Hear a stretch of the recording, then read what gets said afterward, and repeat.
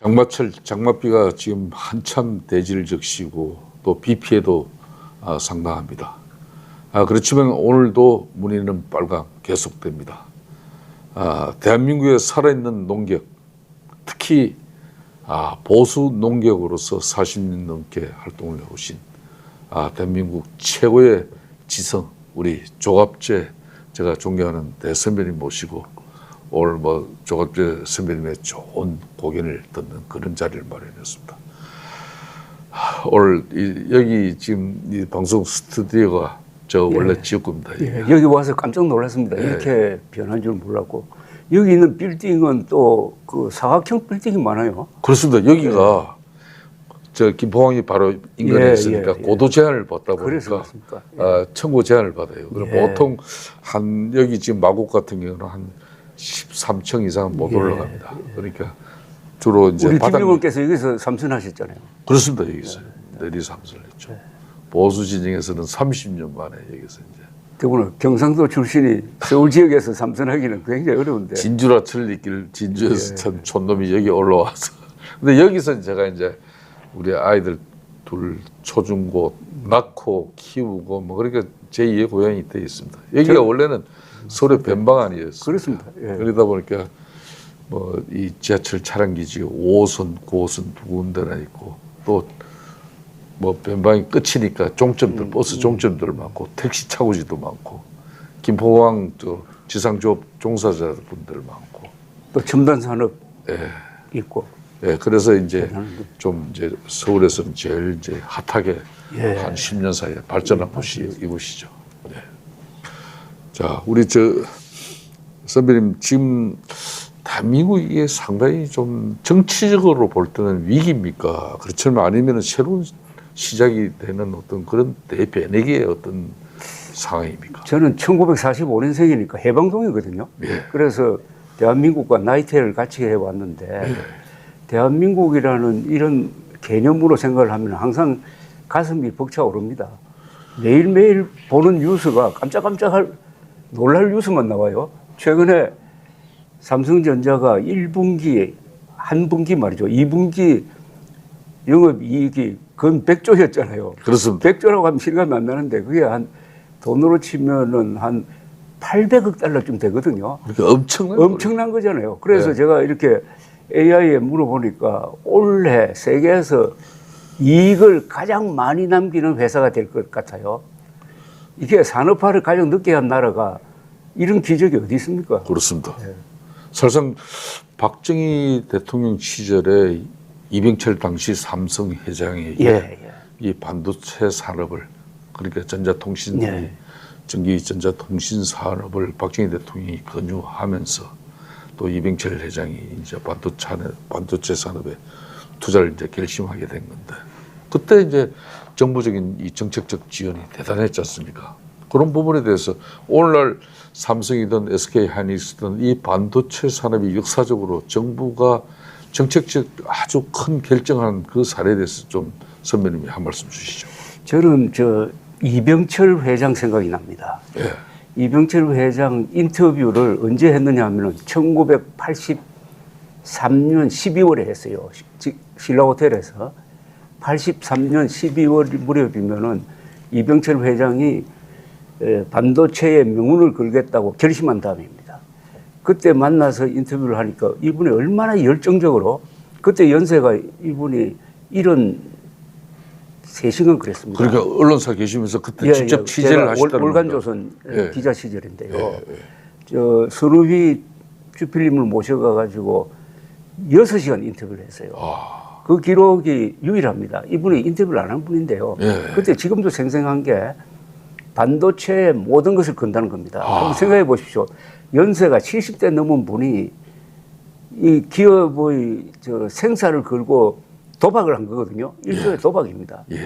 그런데 이분이 확실히 차 있더라고. 그런데 저희들한테 왜 반도체를 해야 되느냐 하는 설명을 쉽게 해요.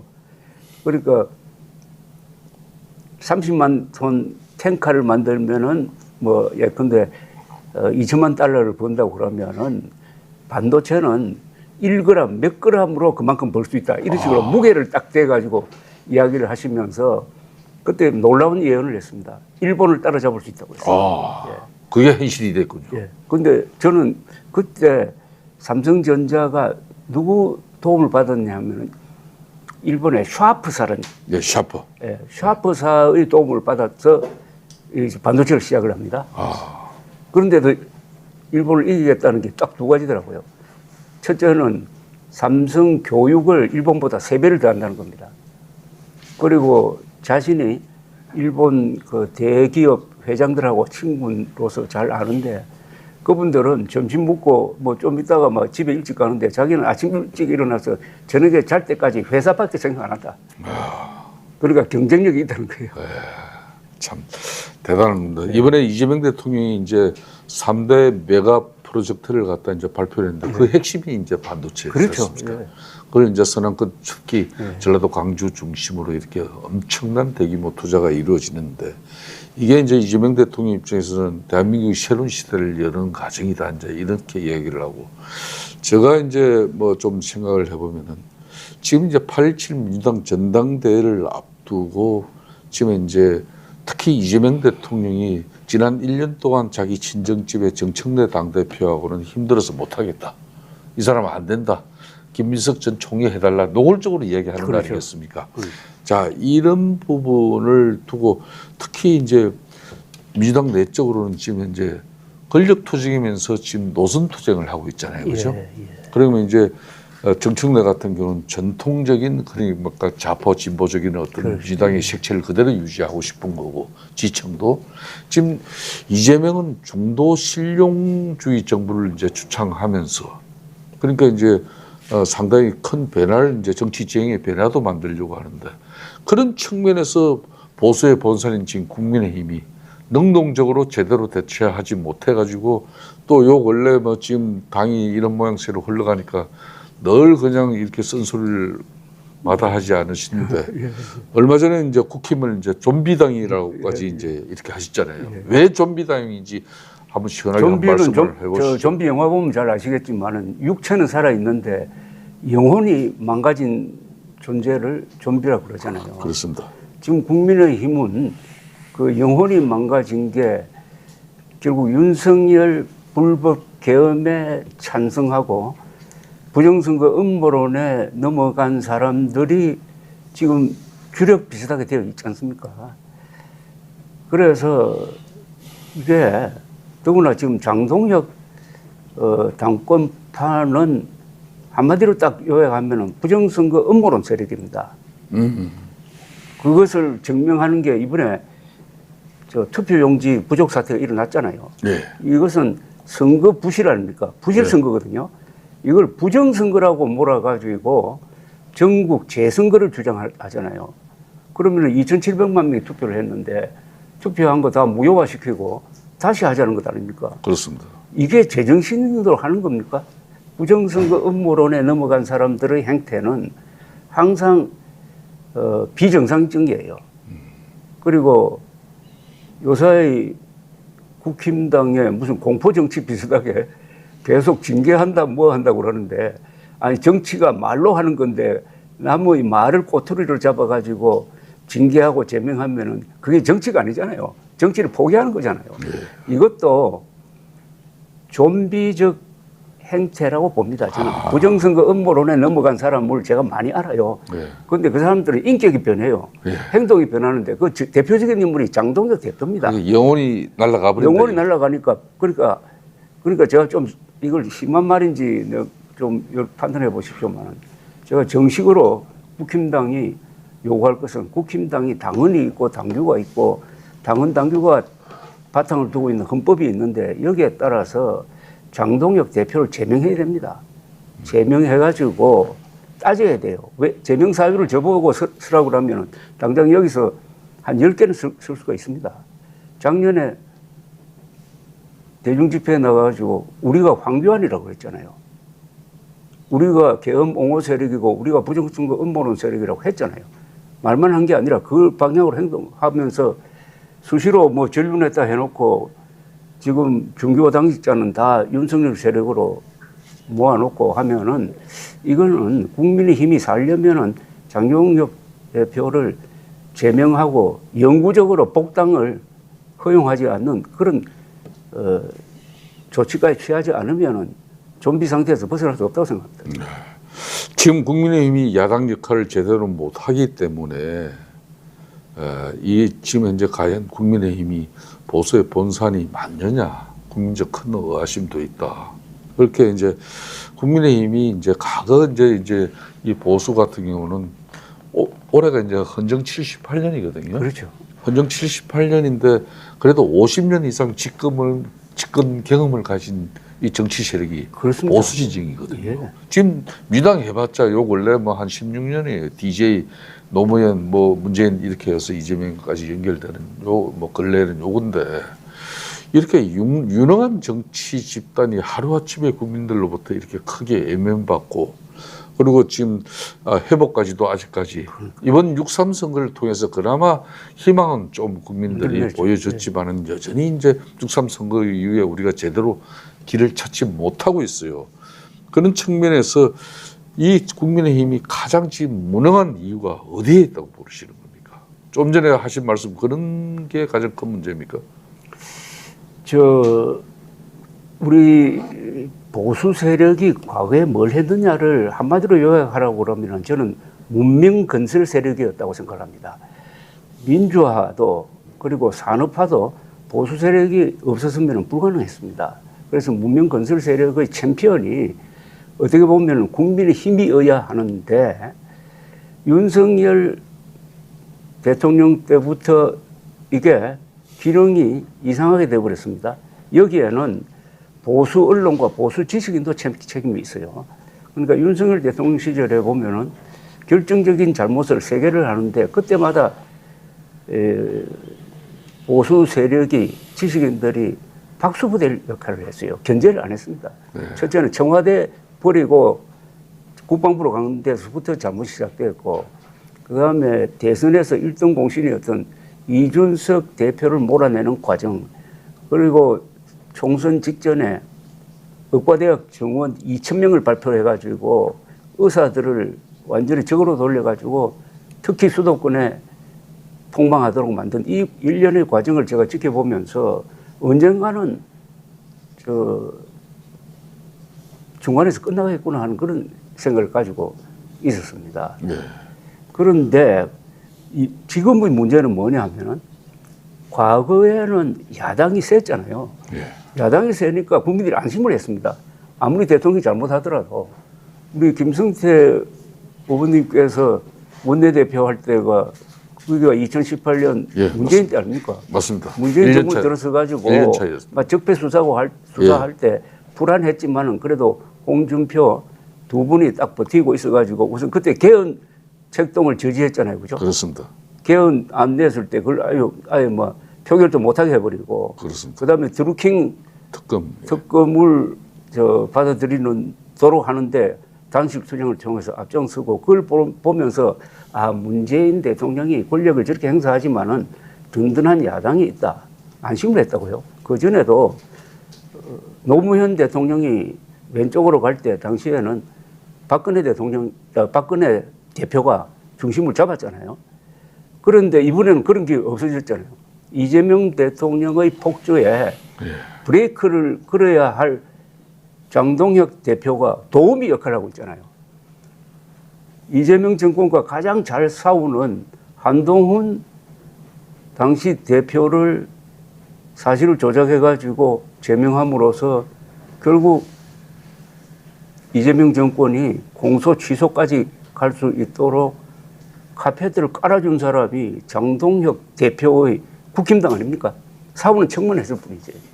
그러니까 국민들이 불안한 거 아닙니까? 네. 오늘날의 이 공소 취소 등등 수사 보안권 그것까지 폐지하는 이 지경까지 이루도록 만든 사람은 저는 장동혁 대표와 국힘당이 적어도 50%의 책임은 져야 된다고 생각합니다. 그러니까 지금 현재 정치 지행 자체가 국회를 보더라도 여대 야소지 않습니까? 그것도 의석 차이가 절대적으로 나는 그런 여대 야소거든요. 더군다나 이제 이 보수 진영의 이제 정치인들 같은 경우는 대체로 제가 보는 관점은 온실 속의 하초예요. 세 가지 부류가 있는데 뭐 부모님 잘 만나가지고 좋은 집안의 경제적 재력 여건을 그대로 이어받아서 정치를 쉽게 좀 할 수 있는 사람이 있는가 하면은 또 대체적으로 보면 고관대작의 자식들도 많아요. 안 되면은 뭐 장인어른이라도 잘 만난 사람들이 꽤 많아. 그래서 정치 진입이 좀 쉽게 좀 이루어진 사람.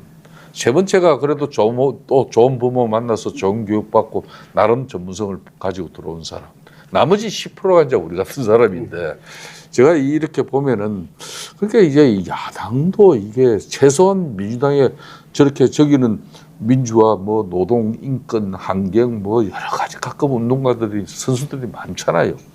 저 친구들이 집권 세력이 됐으면 여기 야당은 저 친구들보다 더 처절한 진정성을 가지고 자신을 진짜 헌신 희생할 수 있어야 저 사람들을 변화시키는 거고 그 변화시키는 힘은 제1야당에게 국민적 신뢰가 이제 몰려가지고 그 신뢰를 등에 업고 이재명 정부를 견제 비판하고 또 거대 입법 권력 민주당을 상대해야 그게 맞는 야당인데 지금 이 야당은 힘을 합치기보다 좀 전에 이제 한동훈 무소속 의원 이야기를 자연스럽게 하셨기 때문에 그 한동훈 의원을 이제 내쳐가지고 이 6.3 선거에서 어찌됐든 간에 국민적 평가와 판단이 끝내버린 상태 아닙니까? 그걸 이 당이 또 올곧이 수용하지도 않고 있는 상황이에요. 자, 그러면은 한동훈 의원을 보수 재건의 핵심 카드라고 이렇게 이제 우리 조갑재 선배님 말씀을 하셨는데 지금도 그 생각에는 변함이 없는 것인지 앞으로도 자, 보수 재건은 어떤 길로 가야 될 건지 핵심 내용을 좀 한번 짚어주십시오. 저는 기자니까 어떤 사람의 팬이 될 수는 없는데 시시비비를 가리는 입장에서 보면은 한동훈 의원이 못할 때는 제가 가차없이 비판을 했는데 최근 한 1년 년은 상당히 높게 평가하지 않을 수 없는 것은 2024년 12월 3일 계엄의 밤 때부터 한 행동이 역사 흐름과 맞고 그게 한국의 민주주의를 지키는 활동이고 용감했다는 겁니다. 그래서 제 생각이 달라졌는데 특히 12월 3일 계엄의 밤에 제가 친구로부터 전화를 받았어요. 비상계엄령이 펴졌다고. 저는 누가 페이크 뉴스인 줄 알았어요. 그래서 텔레비전을 트니까 윤석열 대통령의 계엄 선포 연설이 끝나자마자 바로 자막에 한동훈 대표 계엄 선포는 잘못된 것, 국민과 함께 맞겠다, 국회로 간다 이렇게 메시지가 나왔어요. 그렇습니다. 그 순간 저는 어떤 생각이 들었냐, 여당 대표가 이렇게 나오면 오늘 밤으로 계엄이 해제되겠다. 계엄 해제돼가지고 이거 친위 쿠데타인데 이거는 끝나겠다는 그런 안심을 했습니다. 실제로 그 순간에 표결 전에 저는 유튜브를 통해서 오늘 밤 안으로 끝난다고 올렸어요. 그런 역사적인 순간에서 역사적 결단을 해가지고 사실은 국민의 힘을 구한 사람 아닙니까? 그때 만약 18명이 표결에 참여 안 했더라면 지금쯤 국민의힘은 내란 비호당으로 해산됐을지 모릅니다. 청산전당이 됐을지도 그렇죠. 모르죠. 아니 그런 고마운 사람을 말도 아닌 당제 사건 그것도 자기가 쓴 것도 아니에요. 가족이 쓴 걸 가지고 덮씌워가지고 제명했는데 다행히 이번에는 부산 시민들이 저는 위대한 선택을 했다고 봅니다. 이번 선거에서 그 무소속을 거의 기적적으로 당선시켜 주었으면은 이제 한국 보수의 재건은 한동훈, 역전성한 오세훈 그리고 평택의 유어동 그런 분들이 모여가지고 유능하면서도 싸울 줄 아는 사람 중심으로 가야 되는 것 아닙니까? 그렇습니다. 그러니까 이제 대한민국이 오늘날 이렇게 세계 10위권의 경제 대국이 되고 수출은 이미 뭐 4위권 세계 4등 됐어요. 4등이 됐단 말입니다. 그러니까 박정희 전 대통령께서 산업화 근대화를 이룬 거 아니겠습니까? 또 보수 진영에서도 YS를 또 이렇게 모셔가지고 그렇죠. 또 민주화, 부족한 민주화도 채웠단 말입니다. 자, 그런 차원에서 부산에 좀 전에 6.3 선거에서 한동훈 무소속 의원을 부산 시민들이 선택해 준 부분은 위대하다고 좀 전에 말씀하셨는데 그 부산이 어디입니까? 바로 YS 정치의 그렇죠. 연안 고향 아니겠습니까? 그렇죠. 그런 YS의 정치 기반.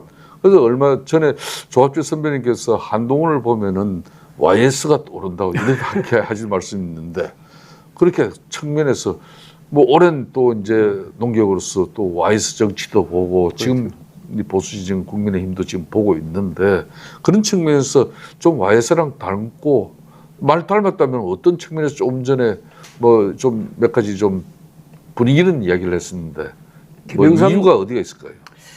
우리는 막 김영삼 총재라고 부르던 시절이 더 긴데 김영삼 총재, 김대중 그리고 김종필 이 삼김치 시대에 이제 기자 생활을 했는데 지나놓고 보면 이 세 분이 다 교양이 있는 분이에요. 특히 요사이 정치인에 비교하면은 아주 점잖은 분입니다. 그런데 특히 김영삼 총재의 민주화 투쟁은 그게 좌경화하지 않았다는 데 큰 의미가 있다고 생각합니다. 자유민주주의 가치를 포기하지 않고 그러니까 헌법 질서 안에서 민주화 운동을 했어요. 그리고 이분은 항상 행동이 빠른 분입니다. YS 결단이 빠르죠. 무슨 기자들하고 이야기를 하다가 좋은 아이디어라고 있다고 하면 당장 시행을 합니다. 그 자리에서 대변인 불러가지고 이런 식으로 성명을 발표하라든지 그래서 정광석화와 같은 행동력 그다음에 중요한 순간에서의 올바른 판단. 제가 부산에서 기자 생활을 시작했기 때문에 그 부마 사태 때 현장에 있었어요. 그 부마 사태가 일어난 게 그 며칠 전에 김영삼 총재 제명이거든요.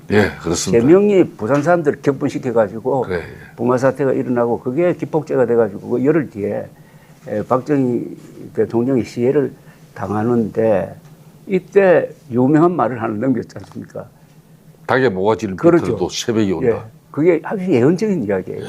그러니까 이분이 말을 잘하는 분은 아닌데 근데 한동훈 이 의원이 행동이 빨라요. 그리고 말과 글이 빠르고 정치는 역시 스피드 아니겠습니까? 정치와 전쟁의 공통점이 이 타이밍을 놓치면 안 된다는 거 아니겠습니까? 그런 점에서 또 판단이 정확해요. YS의 대도모모는 뭐 거침이 없었죠. 그렇죠. 그런 측면에서 이제 한동훈 무소속 의원이 빠른 판단으로 또 빠른 결정을 할 수 있는 부분이 YS랑 닮았다. 그리고 공통점이 부산입니다. 부산. 그러니까 한동훈 의원이 뭐 대구에서 출마한다는 이야기도 있고 부산에서 요 시절에 만나서 이야기 들어보면 자기는 부산 사람들하고 기질적으로 맞는 것 같다고 그래요. 그래서 선거운동 한번 해봤고 옛날 대표 시절에 그다음에 그 시장에 한번 갔다 오더니 구포시장에 갔다 오더니 부산에 가야 되겠다는 그런 이야기를 하더라고요.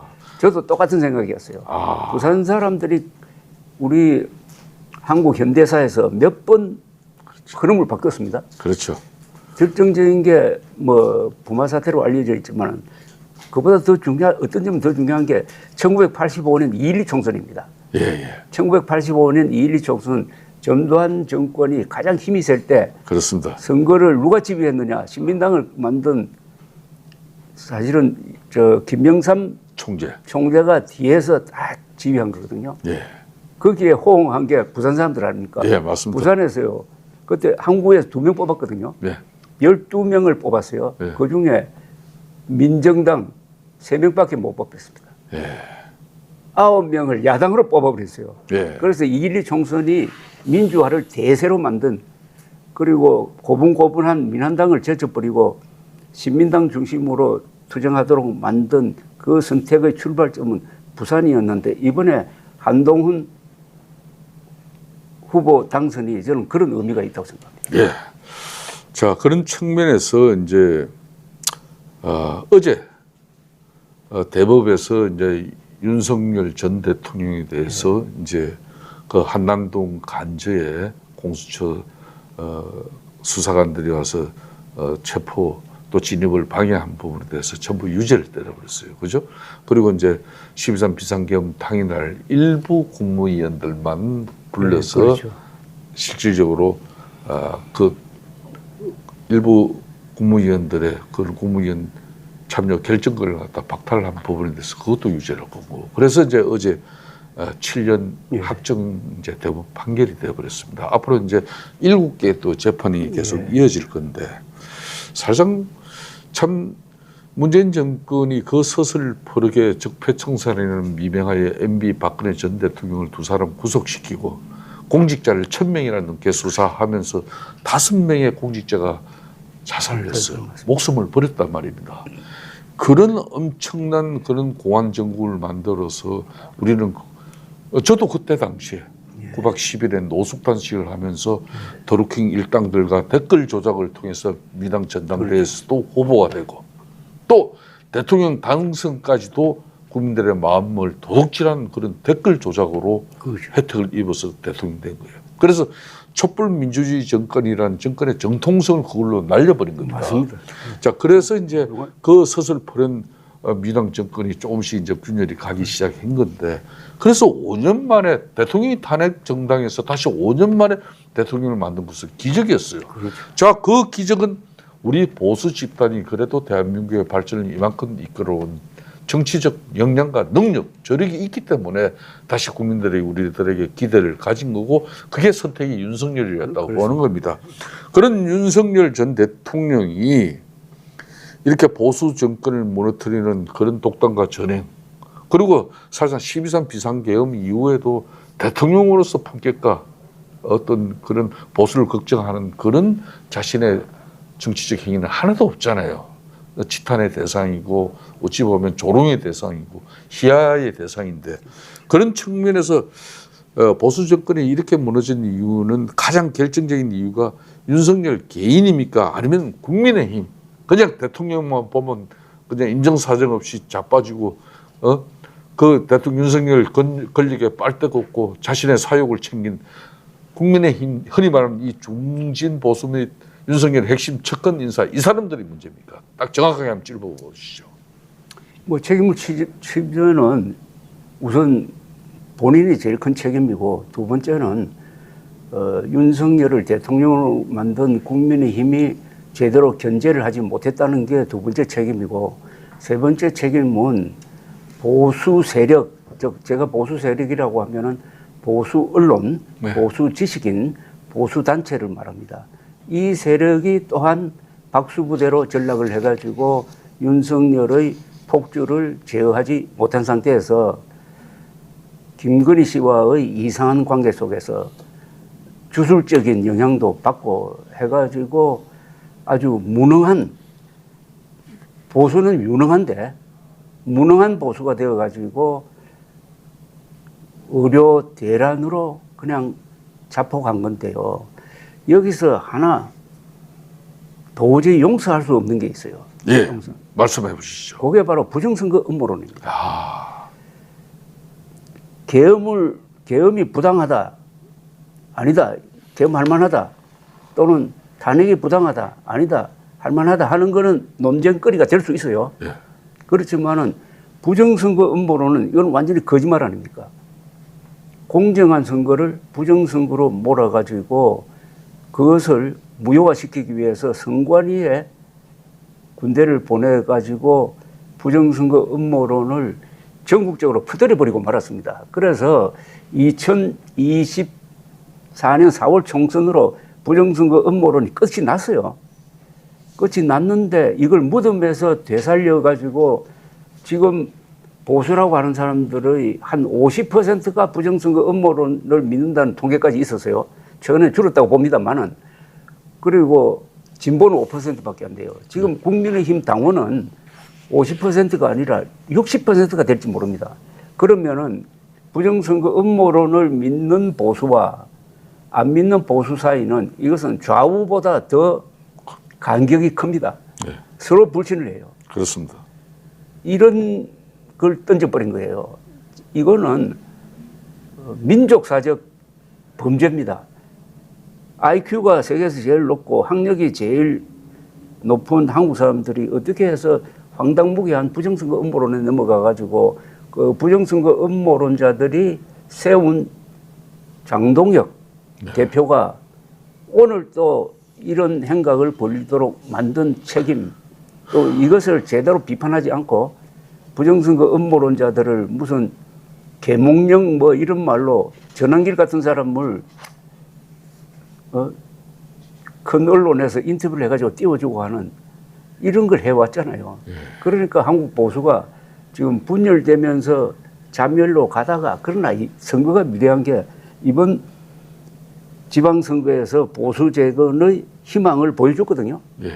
근데 여기를 살려야 되는데 지금 국힘당은 한 달 동안 장동혁 사퇴 안 하고 이렇게 미적대다가 최근 오늘 갤럽 보면은 당 지지율이요 다시 옛날로 돌아갑니다. 곤두박질 치고 있죠. 돌아갔습니다. 옛날로 돌아가고 비호감 조사에서 국민의힘 비호감이 60%입니다.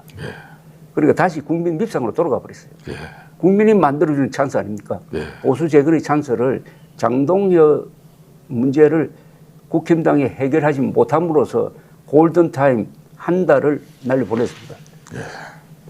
자, 그래서 이제 이재명 정부 출범 이후에 이제 국민들이 가장 큰 우려는 지금 민주당의 이재명 대통령의 친정집인 국회가 민주당 중심의 절대 입법 권력 아니겠습니까?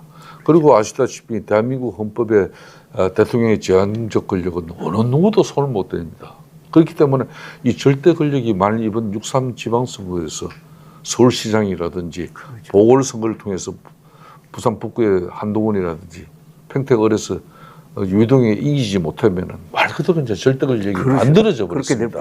자, 여기에는 국민들 우려는 견제 세력이 없다. 그러니까 이제 제일 야당인 국민의힘이 견제 세력이 돼야 되는 건데 아직까지 윤 의견 외쳐대면서 부정선거 음모론자에 의해 가지고 그 강성 지층의 눈치나 보고 또 그 사람들의 늪에서 빠져나오지 못하는 그런 지금 현재 형편없는 당으로 비춰지는 이런 모습에 국민들이 크게 우려하고 있거든요. 자, 그런 측면에서 이 국민의힘이 정말 윤석열 핵심 측근 몇 명이라도 다음 총선 불출마 선언을 하고 정치적 책임을 지면서 당이 자정 변화 쇄신하는 어떤 그 모습을 6.3 선거에 우리가 보여줬더라면 오늘 갤럽 조사 결과는 이렇게 안 가거든요. 그런데 당이 아무런 자정 변화를 만들어내는 그 추동력이 없어요, 여기는. 없죠. 예, 그렇기 때문에 우리 조갑지 선배님께서 가장 지금 강력한 견제 카드를 국민의힘이 이 상태에서 어떻게 견제 카드를 만드는 게 정치로서 가장 중요한 길이라고 생각하고 있습니다. 저는 국민의힘이 스스로 할지 안 할지는 조금 두고 봐야 돼요. 그러니까 아주 가장 쉬운 방법은 신동욱, 김재원 두 최고위원이 사퇴하는 거 아닙니까? 그런데 두 사람이 사퇴하도록 만드는 힘이 그 안에서 가해져야 될 것 아닙니까? 거기서 가해지지 않으면 바깥에서도 가해져야 돼요. 당원 입장에서도. 민주당이 말은 이런 꼴을 이런 모습에 있다면 그 당원들이 가만히 있겠습니까? 또 바깥에 세력이 가만히 있겠습니까? 두 사람을 향해서 빨리 그만두라 하고 할 텐데 그런 모습이 없어요. 그만큼 아주 좋게 말하면 여유가 있다는 거고 나쁘게 말하면은 이게 노예 근성에 빠져가지고 누가 해주겠지 뭐 이렇게 생각한다는 건데 저는 외부 세력이라 하면은 보수 세력인데 깨어있는 보수 세력이 이럴 때 행동을 해야 된다고 생각해요. 어떻게 하냐? 2028년 총선에서 반드시 공천 안 해야 될 사람 명단을 만들어야 됩니다. 명단 만들기 전에 기준을 만들어야 된다고 생각해요. 그 기준은 첫째가 부정선거 음모론을 믿었거나 비호했던 세력. 그건 안 된다. 그리고 이게 하나의 기준이 될지 모르겠는데 어제 그 재판 결과가 나왔으니까 윤석열 지키겠다고 그 관저로 몰려갔던 44명 국회의원 그다음에 한동훈을 핍박하는데 가담했던 사람 등등 해가지고 그다음에 윤석열 계엄을 찬성했거나 부정선거 음모론을 믿는 사람이 당직에 들어갔을 때 그 당직에 지금 당직 윤리위원장하고 당무감사위원장이 그런 사람들이거든요.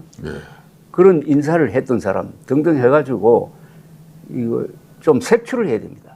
색출을 해가지고 이 사람들이 자진해서 물러나도록 하는 캠페인을 벌이고 명단도 공개하고 일종의 블랙리스트도 만들어야 돼요. 이 정도로 하지 않으면은 저는 스스로의 재생은 불가능하다고 생각합니다. 저도 개인적으로는 이 당이 자정 변화 쇄신을 할 수 있는 그런 자생력과 또 그걸 추진한 추동력이 없다고 보거든요.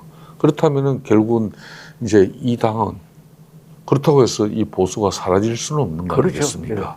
그렇기 때문에 우리 국민의 염원 뜻은 이 보수가 합리적 보수로서 다시 국권에게 서길 바라는 거거든요. 그렇다면 국민 여론으로서 사실상 국민의 힘을 심판할 수밖에 없는 상황이 오는 겁니다. 그럼 그 구체적인 내용은 가령 지난 6.3 선거를 통해서 우리 국민들은 튼실한 씨감자 도화를 줬는데 그 한 알이 이제 오세훈 서울시장이고 한 알이 무소속 이제 한동훈 의원이라고 얘기하는 사람들이 많아요.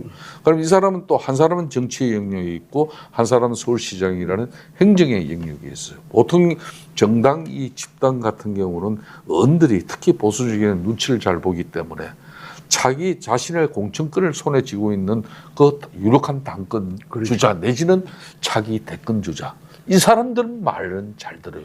또 줄도 잘 쓰고. 지금까지 국민의힘이 많은 내적인 혼란이 있었고 또 이렇게 당 내적으로 영이 서지 않는 부분은 유력한 리더십이 없다는 거였거든요. 전에 같으면 MB나 박근혜 쭉 이렇게 있었거든요. 자, 그런 측면에서 지금 이제 민주당도 이제 큰 우려인데 지금 민주당이 8월 17일 전당대회 가서 사생결단에 이제 저기가 이제 노선 투쟁이 벌어질 건데 이때 우리 진영 내부만 잘 정리정돈이 이루어지면 기회가 오는 건데 대려 저기에 그냥 저쪽에 이제 그 엄청난 노선 투쟁하고 싸우는데 우리도 일조를 해주고 있어 그냥. 맞습니다. 그렇기 때문에 국민은 유야무야가 돼버리는 거거든요. 자, 이제 민주당 이야기를 좀 해볼 건데. 이번 8.17 전당대회에서 민주당은 이제 결국은 이재명의 뉴 이재명 그런 새로운 정치 지향점을 만드는 거기에 함께 갈 것이냐. 안 그러면 전통 민주당 진보 좌파 세력으로 남고자 하는 정청래 중심의 어떤 그런 기득권을 유지시킬 것이냐 이런 거 아니겠습니까? 그렇죠. 그런 측면에서 이 보통 이게 정청래하고 김민석, 송영길의 싸움이라고 보는 게 아니고 정청래 대 이재명의 싸움이라고 그렇죠. 보거든요. 이 맹청 대전을 어떻게 보고 앞으로 이 맹청 대전이 우리 보수에 미칠 영향은 어떻게 될 건지 좀 진단을 해주시죠. 근데 이 저 명청 대전이라고 그럴 때 그게 명청 괄호하고 문 이렇게 해야 되는 거 아닌가 모르겠는데 그게 결국은 운동권 세력과 운동권 세력도 뭐 김민석 전 총리는 운동권 세력이죠. 근데 그보다는 실용적인 생각을 가진 사람들이 유 이재명 세력으로 이제 다시 모여가지고 서로 격돌하는 모양인데 그걸 보면은 노선 투쟁 같기도 해요. 그러니까 한쪽은 좌파적 또는 극좌적 또는 다른 쪽은 중도 실용 쪽으로 간다고 하는데 사실은 양쪽이 정책 면에서는 별로 다른 게 없어요. 지금까지 보면은 그 뭐 공소 취소에 반대하는 사람 없잖아요. 그리고 뭐 사법부 막 뒤흔드는 여러 가지 악법, 저는 악법이라고 봅니다만은 검찰청 폐지 이런 데서 이거 안 된다고 한 사람 없잖아요. 그럼 노선투쟁이 아닌 것 같기도 해요. 그럼 이건 밥그릇 싸움이라는 이야기인데 권력투쟁이. 밥그릇 싸움과 노선투쟁이라기보다는 출신 성분이 달라서의 투쟁 이런 게 전 노선투쟁이면 좋겠어요. 그래서 검찰의 수사 보안권은 지켜야 된다. 아니면은 일까지 없애야 된다는 거는 그건 노선투쟁이에요. 그런 쪽으로 세게 했으면 좋겠는데 이번에 보니까 김민석 후보도 거기서 손 들고 해봤잖아요. 그죠? 그러면은 도대체 이 내분의 정체가 뭐냐? 정체가 뭐냐? 그럼 결국은 밥그릇 싸움이냐? 그게 아니고 분명히 경제정책이라든지 이런 점에서 대북정책이라든지 이런 점에서 차이가 있는 거냐? 좀 들여다봐야 되겠는데 저는 차이가 있었으면 좋겠다는 생각입니다. 그래서 중도로 넘어와 가지고 보수의 텃밭까지 위협하는 그 정도의 중도 신령화 정책을 펴는 게 나라를 위해서는 좋다고 봅니다. 근데 이번에 호남, 광주에 반도체 만든다는 그걸 지역 감정 차원에서 보는 사람도 있어요. 저도 약간 그런 면이 있다고 보는데 그러나 이재명 대통령이 워낙 엄청난 걸 벌려놨습니다. 그러니까 본인이 바뀔 수밖에 없어요. 원전 반대 이제 더 이상 못 하잖아요. 그렇습니다. 예.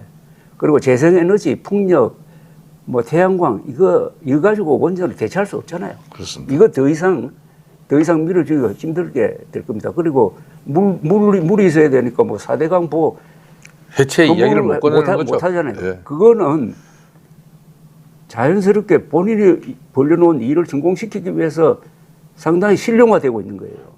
그런 점에서 저는 긍정적으로 봅니다. 예. 이 부분만은. 예, 예. 그러면은 여기에 대해서 이제 위협을 느끼게 될 게 보수죠. 국민의힘 아닙니까? 예. 자기 텃밭인 온건 보수, 합리적 보수까지 지금 먹으려고 들어오는데 이쪽은 더 극자화되거든요. 그러면 소수화되어 버리고 지금 오늘 지지율이 보니까 24%인데 이러다가는 금년간에 또 17%대까지 내려가지 못하고 어떻게 보면 지금 2028년 총선 폭망을 지금 예약하고 있는 것 아닙니까? 예. 변화를 거부하니까. 자, 그래서 이제 지금 이제 우리 존경하는 조갑재 선배님께서 정확하게 애견하고 짚어 나가시고 중인데 지금 이재명 대통령이 중도 실용주의 정부를 주창하면서 보수적 일부 인사를 갖다 이제 정부가 쓰고 또 그 사람이 뭐 이병택 하이스트 교수든 이혜원 기획예산처 장관 뭐 그런 내정자였던 뭐 여러 시도를 했단 말이에요. 그렇죠. 이게 이제 자신의 이제 중도 실용주의 정부를 이제 좀 구체화시키기 위한 건데 이게 민주당 내적으로는 이제 정치 지행을 바꾸어 나가고 있는 건데 그러니까 이제 정청래 중심의 가령 유시민이라든지 김어준 이런 사람들이 판치는 그런 강선 지지층을 그러면 왼쪽으로 모는 거고 그러면 이제 우리 당이 이제 좀 우경화된 목소리가 커지고 그 사람들의 영향 지배권에 계속 이렇게 놀아나면 이 당은 오른쪽으로 이제 거구 정당이 될 수밖에 없어요. 거구화돼 버리죠. 그걸 지금 의도적으로 만들고 있다가 해도 간이 아니거든요. 그렇죠. 그러면은 이 보수의 가장 큰 자손은 합리적 보수의 그렇죠. 가치인데 이 합리적 보수가 없어져 버린 거죠. 그럼 중도 실용주의 정부의 가장 중심에 들어앉는 게 합리적 보수예요. 그걸 이재명이 갖겠다는 거거든요. 그렇죠. 자, 그런 측면에서 이번에 3대 메가 프로젝트를 통해서 호남 반도체를 성공시키려면 제가 방송에서 제일 먼저 제기한 게 바로 그 문제예요. 예. 이재명 정부는 탈원전 정책을 갖다 민주당 내에서 진정집에서 이걸 철회시켜야 된다. 두 번째가 MB가 만든 4대강 보호 해체쇼 이제 그걸 철회시켜야 된다. 세 번째가 노동시장 유연화. 그렇죠.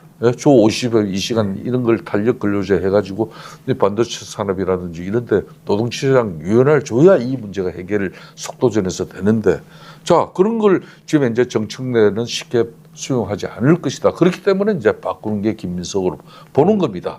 이걸 자 우리 국민의힘이 잘 안다 그러면은 우리 보수 진영의 지금 현재 거구화와 부정선거론자들을 지속적으로 이제 조갑재 선배님 비판해 오셨는데 아직도 그 사람들의 여전히 목소리에 지배당하고 있는 그 허적되는 그런 우리 당의 흔히 말하는 지도층의 모습이 분명히 있거든요.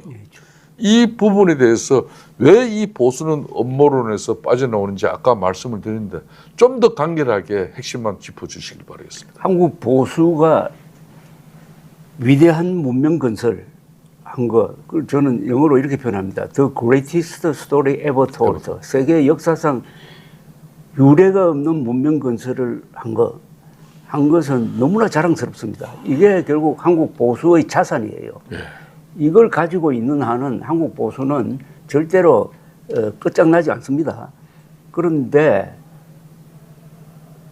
치명적 실수를 2개를 했습니다. 한국 보수는. 이 과정에서 이승만, 박정희, 그다음에 김영삼으로 이어지는 게 한국 보수의 정통이고 저는 그 김영삼을 잇는 사람이 한동훈이나 오세훈 이런 사람이 돼야 된다고 봅니다. 이게 한국의 보수의 정통인데 그 과정에서 무슨 실수를 했느냐 하면은 한미 동맹에 너무 의존하다가 보니까 자주국방 의지를 사실상 포기를 했어요. 네. 그래서 북한이 핵 개발하고 있는데도 보수 진영에서 한미동맹 너무 의존하지 말고 우리가 핵 개발을 해야 된다라고 나오는 사람이 없었어요. 이때부터 한국의 보수는 안보를 포기하게 됩니다. 미국에 의존하게 됩니다. 노예 근성을 갖게 돼요. 그러니까 좌파들이 한국 보수를 아주 경멸하게 됩니다. 아까 말씀하셨듯이 좌파는 권력 투쟁을 해가지고 투사가 되었는데 이쪽이 흐리멍텅해진 가장 큰 이유가 안보를 포기하니까 옛날 같으면은 안보를 자기 문제로 딱 생각하는 사람은 친북 좌익 보면은 그냥 막 사자처럼 변하거든요. 그 정오심이 가슴에 쌓여 있었다고. 적개심이. 그게 또 투지로 됐습니다. 그런데 그게 없으니까요. 그냥 셀러리맨화가 돼버렸어요. 또 부지런하지도 않아요. 이런 사람들은. 그게 큰 실수고. 그러니까 지금 이번 지방선거에서도 북한 핵 문제가 전혀 거론되지 않았습니다. 북한 핵 문제가 어디서 거론되어야 되느냐면은 수도권에서 북한이 지금 핵미사일을 발사하면은 막을 방법이 사실상 없다고요. 수도권 2,500만 명이 완전히 이렇게 노출되어 있는데 이게 왜 선거 때 이슈가 안 되느냐 이겁니다. 미국의 의존 아니고. 이 노예 건설입니다. 그 다음 또 하나는 이건 뭐 너무나 이런 이야기를 하면 공감하는 사람이 너무 적어가지고 저도 힘이 빠지는데 한자를 포기했습니다. 한글 전용으로 가버렸어요. 우리가 지난 30년 동안에. 그것도 이승만, 박정희 두 위대한 대통령이 언어 정책을 잘못 써가지고 한글 전용으로 가면서부터 30년 동안 한국 사람들의 문해력이 떨어지고 어휘력이 떨어지고 국민 교양이 떨어졌습니다. 이 두 가지 실수를 우리가 범했어요. 이걸 인정을 하고 앞으로 보수 재건할 때는 이 두 문제에 대해서 반드시 우리가 답을 내놓아야 돼요. 한자 문명에 대해서 한자를 써야 한국어를 제대로 쓸 수가 있어요. 이걸 제대로 쓰지 않으면은 무슨 문제가 생기냐? 이해력이 부족하게 되는데 저는 요새 장동혁 씨가 이게 판사 출신이면서도 말하는 거 보면 수준이 너무나 낮아요. 오늘 뭐라고 이야기했느냐 하면은 한동훈을 제명한 것은 해당 행위가 아니라 범죄를 저질러서 제명했다 이랬어요. 범죄자라고 했어요. 범죄자라고 하려면 대법원 확정 판결을 받아야 되는 거 아닙니까? 그렇습니다. 판사 출신이 이런 말을 해요.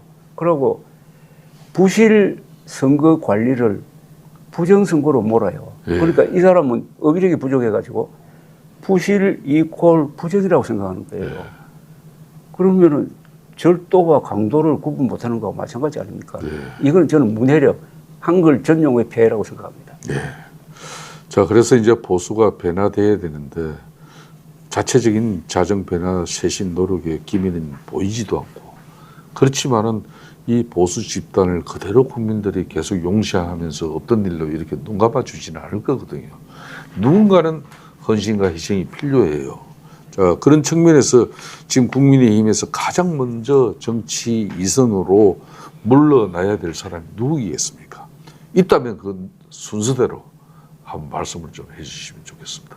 딱 한 사람은 장동혁 대표, 그 다음에 장동혁 대표를 지탱했던 그 이른바 당권파 최고위원 중에 몇 사람, 그 다음에 제가 식민지 관료형 정치인이라고 부르는 사람들이 있습니다. 기득권 세력. 아마 국힘당이 경상도하고 서울 강남권 출신 국회의원들이 약 70명 안 됩니까?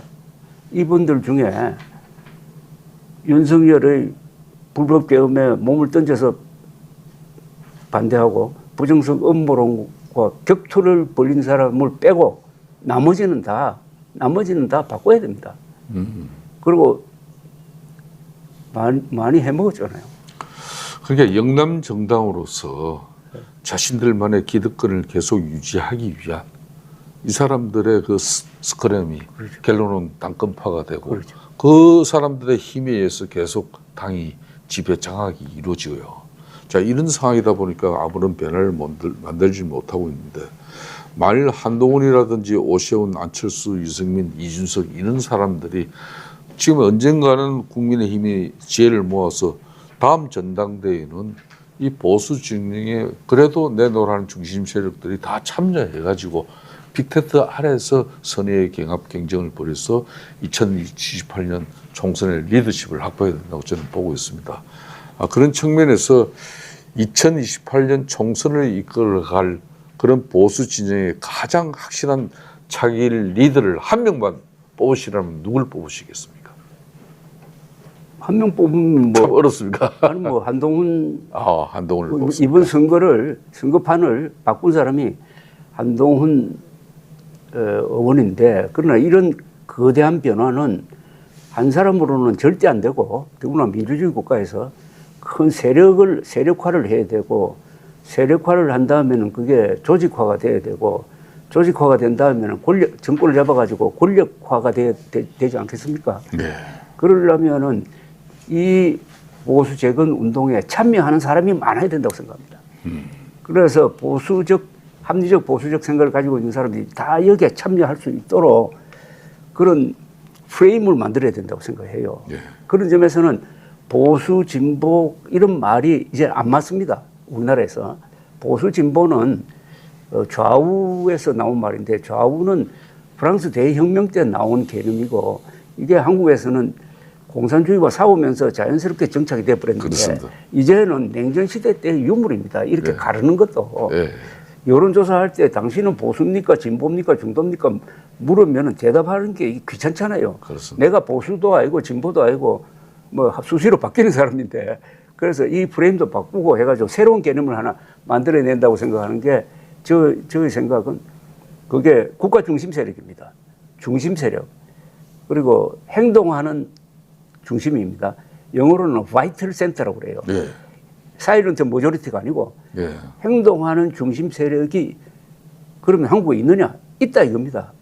이걸 믿고 정치를 해야 된다고 생각합니다. 그래서 이제 2028년을 이끌어갈 그런 유력한 정치 지도자는 이제 한동훈 예. 북구 그런데 한 갑의 개인은 아니고 무소속 의원. 이거는 좀 프레임으로 바꿔야 돼요. 예. 프레임을 바꿔야 되는데, 이제는 한국 보수는 보수 재건한다 해가지고 과거 보수로 돌아가면 안 돼요. 네. 새롭게 가야 됩니다. 그 좋습니다. 새롭게 가는 개념을 저는 국가 중심 세력, 바이털 센터 이렇게 행동하는 다수로 부르는데, 몇 퍼센트나 되느냐? 저는 70%가 된다고 생각해요. 여론조사에 나옵니다.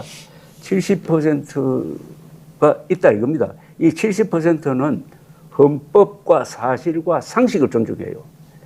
그 증거를 몇 개 된다면은, 첫째, 계엄에 반대하는 사람, 불법 계엄에 반대하는 사람, 탄핵에 찬성하는 사람이 항상 70%였습니다. 그리고 탈원전에 반대하는 사람이 항상 70%였어요. 그리고 한일 관계를 이재명 대통령이 실용적으로 가져가는 데 대해서 찬반 물으면은 한 70%입니다. 70%가 찬성해요. 그리고 오늘 갤럽 조사를 보고 제가 하나, 최저임금제 있잖아요. 네. 최저임금제를 대폭 올려야 된다고 생각하는 사람과 현재 동결해야 된다는 사람, 이렇게 나누니까요. 대폭 올려야 된다는 사람은 30%밖에 안 돼요. 그런 문제에 대해서도 70%는 상당히 합리적 생각을 가지고 있는 거예요. 그러니까 사회 구조의 지금 틀을 바꿔나갈 수 그러니까 있는 이런 사람을 지향하는 정치. 보수 재건이 이루어져요. 이런 사람을 우리 편으로 만들고 그러려면은 접근성이 가장 좋은 사람이 그러려면은 한동훈이다. 보수 아젠다를 예. 한동훈이 아니라 보수 이런 보수 재건을 하겠다고 해가지고 10대 정책을 발표해야 됩니다. 예. 10대 정책 중에 제일 먼저 저보고 뽑으라면 제일 먼저는 뭐냐? 북핵 문제를 해결하기 위해서 수도권에 다층 방어망을 건설하는 거. 그걸 저는 제일 우선순위로 꼽겠는데, 어쨌든 그런 걸 빨리 만들어 가지고 우리는 이런 정치 세력이 되겠습니다 하고 국민들에게 호소를 해야 된다고 생각합니다. 예. 좋습니다. 그러면은 지금 현재 좀 전에 이제 그런 말씀을 하신 그 여러 가지 정치적 지금 현주소와 배경을 이제 같이 이제 말씀을 하셨는데, 한동훈 의원이 이제 이번 6.3 보궐선거를 통해서 이제 기적적으로 이제 살아남았지 않습니까? 그 살아남은 부분에 대해서 이 한동훈의 신속한 의사 결정이라든지 또 실행 과정, 실천력 이런 부분이 YS 정치와 좀 상당히 결이 맞다. 닮았다. 이제 이런 이야기를 하셨는데, 한동훈은 지금 이 형 같은 경우는 장단점이 호불호가 또 너무 많아요. 그렇죠. 이게 지금까지 좀 장점을 말씀을 하신 거고, 단점이 있다면 한동훈의 문제점은 무엇인가 이거부터 한동훈은 바꿔내야 될 것이다. 그렇지 않으면 앞으로 큰 정치를 하기 어려울 것이다. 그렇게 딱 짚으실 그 사안은 또 내용이 있다면 어떤 내용입니까? 근데 뭐요? 사람을 좀 오랫동안 관찰해 보니까요. 모든 사람은 장단점이 있는데 그 단점을 없애버리면 장점도 같이 없어지더라고요. 그게 참 묘해요. 그래서 저는 어떤 사람 보고 사람이 달라져야 된다. 저는 이런 이야기 하는 게 좀 금방지다고 그럴까. 좀 과한 훈수 같고요. 다만 한동훈이라는 분이 혼자서는 안 됩니다. 여러 사람과 같이 세를 이루어야 돼요. 세를 이루는 걸 이번 부산 북갑 선거 운동을 통해서 아주 그는 잘 보여주었다고 생각합니다. 놀라울 정도의 세를 이루었어요. 아무 관련이 없는 데 가서 그런 식으로 저는 정치를 해야 된다고 봅니다. 네. 이번 선거 운동에서 성공한 그 요소를 뽑아가지고 이제 중앙 정치판에서 세를 만드는 거, 그건 아마 될 것 같아요. 될 것 같은데 하여튼 세를 이루는 게 제일 중요하다고 생각합니다. 정치판은 뭐 나쁜 말로 하면 패거리라고 그러지만은 좋은 말로 하면 그게 대세를 만드는 건데. 그렇습니다. 대세를 만들려면 대세를 만들 수 있는 논리가 있어야 되고 철학이 있어야 되고 조직이 있어야 되고 그게 동의하는 사람들을 끌어모아야 되고 돈도 있어야 되고 사람도 있어야 되는데 하나 놀라운 사실은 대중동원력입니다. 한동훈 씨가 갖고 있는 대중동원력 그리고 그 모이는 사람들을 보면요 아주 질이 높은 사람들이에요. 네. 이걸 어떻게 정치 조직화하느냐 앞으로 나는 그렇게 해야 된다고 봐요. 네. 큰 대중운동, 대중운동 하면은 그게 뭐 민주주의 국가에서는 뭐 쓸데없다 그런 게 아니고 트럼프가 2번이나 당선될 수 있었던 게 그 마가 대중운동 덕분 아닙니까? 네. 우리 한국 보수도 대중운동 해야 됩니다. 대중운동. 자, 그래서 그쪽 전문가잖아요. 예, 선배님.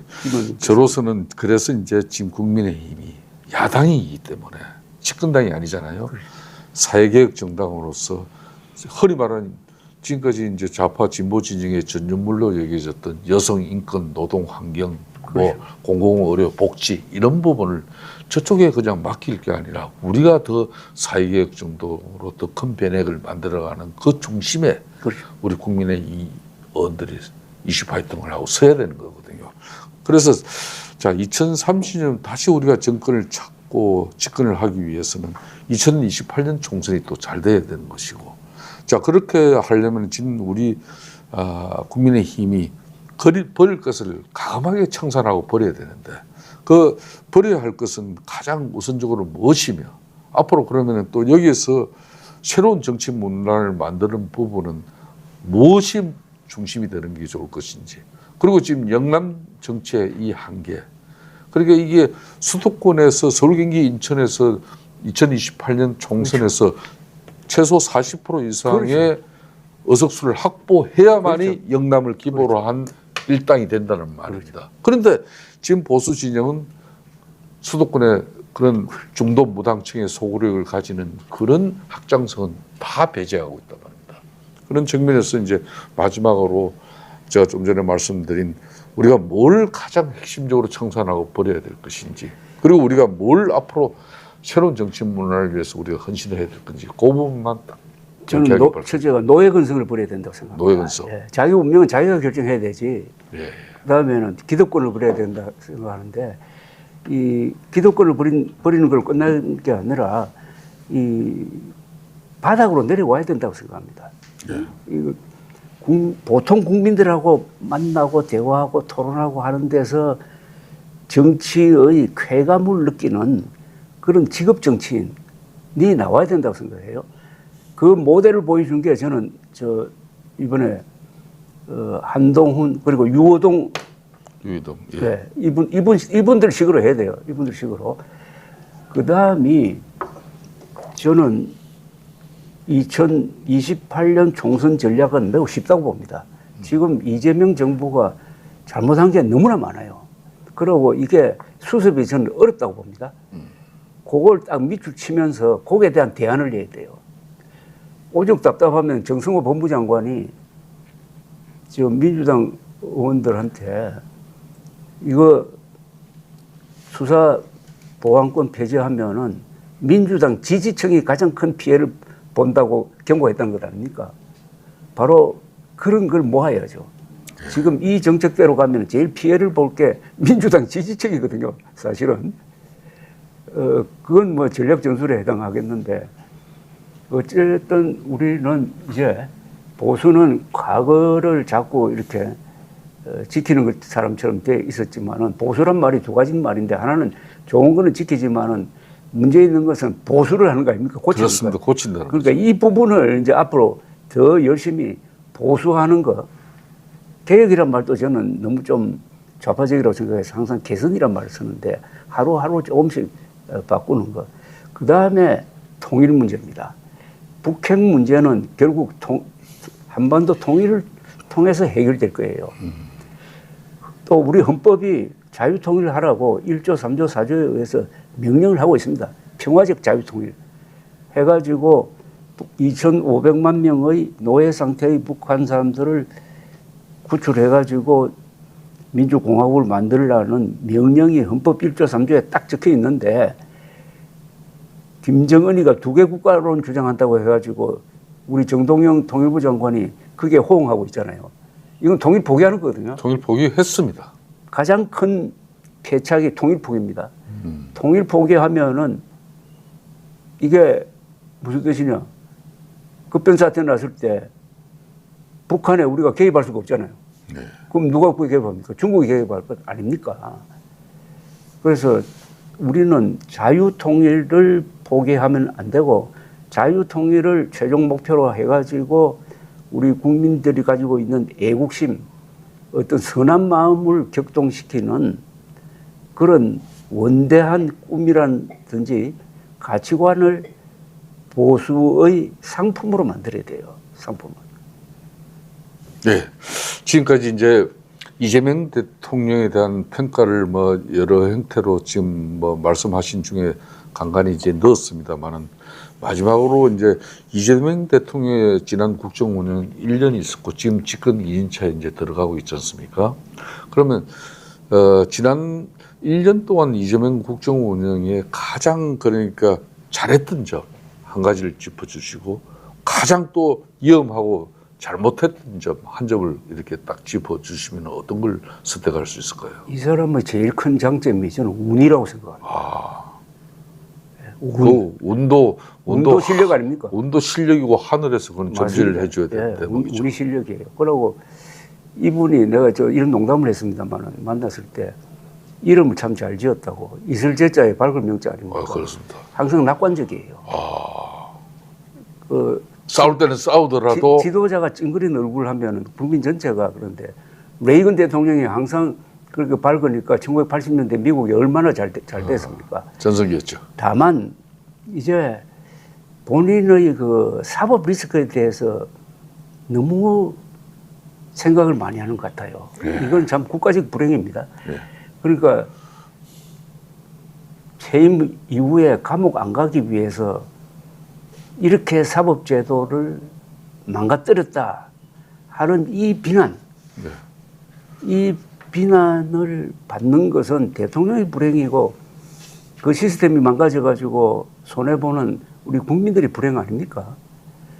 야, 이거는 어떻게 누가 대통령을 만나가지고 당신이 앞으로 4년 동안 잘하면은 내가 앞장서가지고 퇴임 이후에 감옥 가지 않도록 하겠다든지 뭐 이런 설득을 하든지 뭐 이런 게 있어야 되는 거 아니냐 하는 생각이 듭니다. 예. 제 이제 오늘 멋지거지 이렇게 방송을 쭉 하시면서 제가 느꼈던 점은 그래도 이제 참 박정희 대통령 때부터 지금까지 쭉 대한민국의 정치를 정말 이렇게 꿰뚫어 보면서 그 해안과 또 판단이 하나도 틀린 게 없는 그런 정말 훌륭하신 분입니다. 그러니까 대한민국 지금 최고의 이제 보수 농객으로 이렇게 평가를 받으시는데 그래도 지금 보수의 본산인 국민의힘 지금 장동혁 대표에게 우리 조갑재 대표님께서 딱 한 말씀 해주시면 그걸로 이제 정지하고 마무리하겠습니다. 저는 남자답게 그만두라고 말하고 싶어요. 보수는 미학이 있어야 되는 것 아닙니까? 네, 감사합니다.